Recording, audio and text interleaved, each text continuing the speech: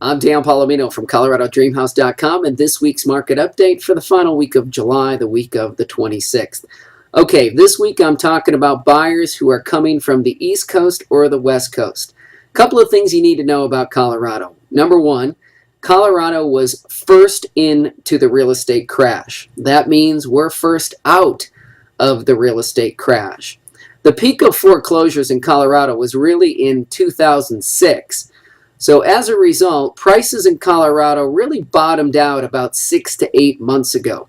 The economy is actually doing pretty well here, and housing prices have rebounded and we've seen pretty much a steady increase here in 2010. Now the problem is that most of the areas on the East Coast and the West Coast, particularly Florida and California, have not recovered. And as a result, a lot of buyers who are moving from those areas think that the Colorado real estate situation is equally as depressed. But I can assure you that's not the case. So one of the problems we're finding with buyers coming from the East Coast and the West Coast is that they've got kind of a East Coast or West Coast mentality about home prices. And they think that they can get 40, 50, or 60% off a home here in Colorado. You probably can't.